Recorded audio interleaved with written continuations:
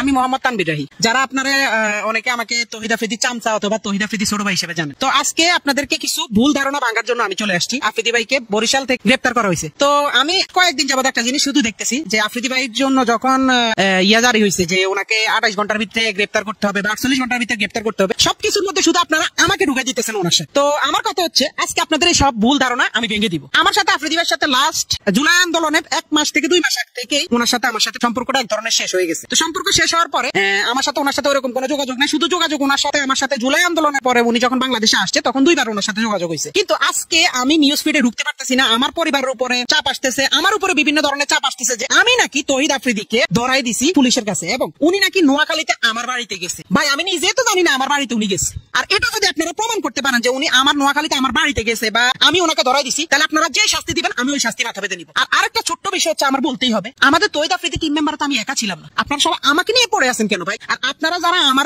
বলতেছেন যে আমি তারা ধরাই দিছি, ভাই ওনার আব্বারে মেবি ধরছে রবিবারে। তো প্রথম থেকে আমি আজকে ওনাকে ধরা পর্যন্ত আজকে প্রায় মেবি 1 সপ্তাহ। এই 1 সপ্তাহ আমি সিআইডির আন্ডারে ছিলাম। আমার মোবাইল, আমি নিজে কোথায় যাই, কখন কি করি না করি, সবকিছু আমার সিআইডির আন্ডারে। ইভেন আমি সবচেয়ে বেশি ফেস করতে হয়েছে। প্রায় 1 থেকে 1 বছর 2-3 মাসের মতো ওনার সাথে কোনো ধরনের যোগাযোগ না। ওনার সাথে সিআইডি অফিসাররা তো সব জানে বা, কিন্তু বিভিন্ন নিউজ চ্যানেলেরা লম্বা লম্বা লেকচার পিটতেছে, লম্বা লম্বা কথা বলতেছে যে তহিদ আফ্রিদি চামচা, তহিদ আফ্রিদিকে ধরাই দিছে, সেটা এটা সেটা। ভাই এসব মিথ্যা বানোয়াট আপনি যে আমার মুখ থেকে শুনছেন, আমার থেকে জানছেন, না জেনে না শুনে আপনি কেন এসব মিথ্যা বানোয়াট কথা বলতেছেন? এসব মিথ্যা নিউজ কেন ছড়াইতেছেন? আপনি আপনার বিবেককে প্রশ্ন করেন। আপনারা আমার নামে মিথ্যা নিউজ, মিথ্যা বানোয়াট কথা ছড়ানোর তো কোনো লাভ নাই। মিথ্যা বানোয়াট ছড়ায় আপনার কি লাভ হবে? সঠিক তথ্য আমি একটাই বলি, আমি নিজে আজকে লাস্ট 1 সপ্তাহ থেকে পুলিশের কাছে ছিলাম। ইভেন আমি যখন দেখছি যে আমার বিষয়টা বেশি ইয়া হয়, তখন আমি ইলিয়াস হোসেন ভাইয়ের সাথে কথা বলছি এবং হিমেল ভাইয়ের সাথে কথা বলছি। ওনারা বলছে যে তোমার যেহেতু তদন্ত করা হয়েছে, যেহেতু তুমি নির্দোষ, তো তুমি তোমার মতো। কারণ ভাইয়ার ওই সব বিষয়ে আমাদের কোনো কিছু ধারণাই নেই। আর অনেকে আমার নিয়ে পোস্ট করছে আমি জুলাই আন্দোলনে